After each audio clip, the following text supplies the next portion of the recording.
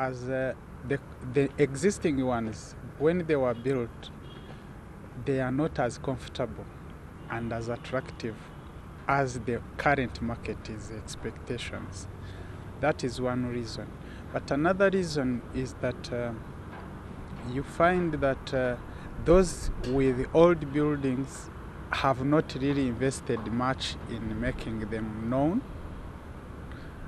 And because some of them have not acted on the trend of the market changing, they still expect that they should be fully occupied. And this is the reason why you'll find some new buildings which have adjusted itself to the market demands are getting higher percentage of occupancy rates, and these old ones are even being vacated. Well, for me, I see the future getting better and expanding because the population of Kigali is increasing, services are increasing, activities taking place are increasing.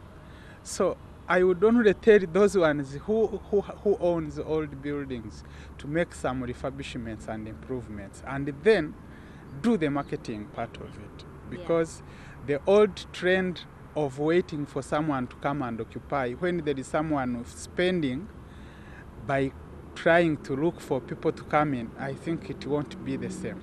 They need to build those buildings after having some market study to see the trend and the behavior of the people who intended to be occupying them. Otherwise, the generations are changing, the needs are changing. So it's not only building a house, rather you need to build a house that is bringing solutions to some of the inconveniences that are existing on the market.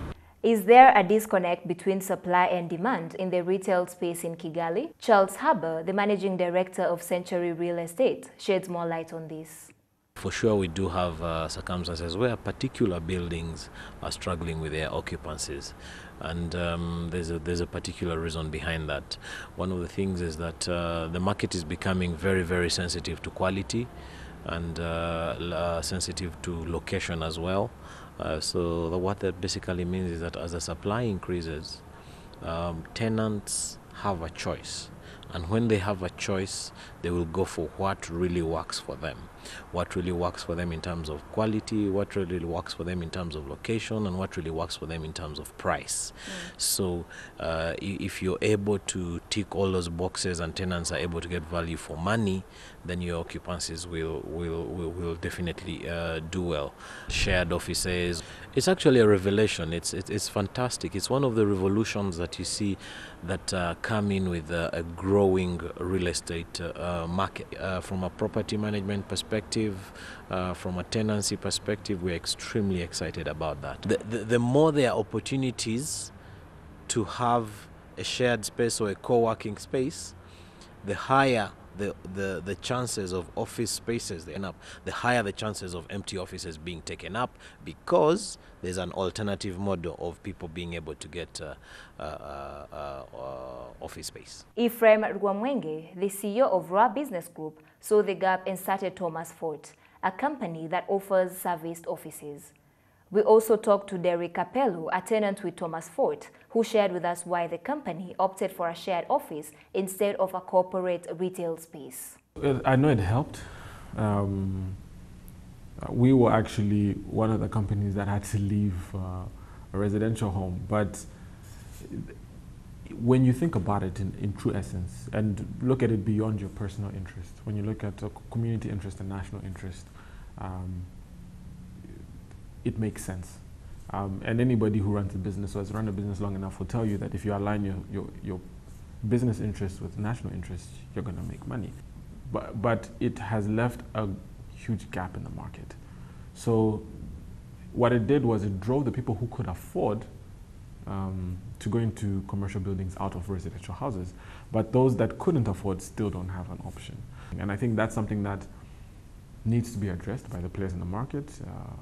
And again, like for us, that's what we saw. We saw an opportunity to, if somebody needs 10 square meters or 12 square meters or 20 square meters, how can we package it in such a manner that it's affordable for the serviced offices, have so much more potential, actually pretty much equal potential. So we then invested in that. Now, what we realized how we took the mixture of serviced offices and co-work space, and we tried to create a healthy mix, or at least a tailored mix with context for our market. We realized that if you shared resources, it could help reduce the cost for most of these businesses.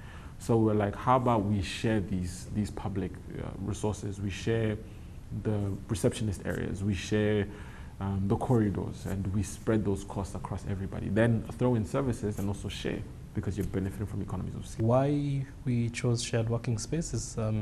We are a small organization of about 5 people.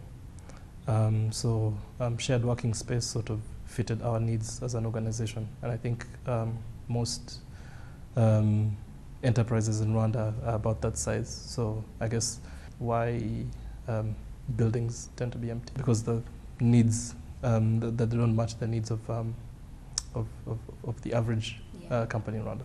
I think they offered us flexibility in a way that we can pick and choose how we partition the building, and also the opportunity to work in close proximity with the other organizations doing similar things. I think that is very good for our effectiveness.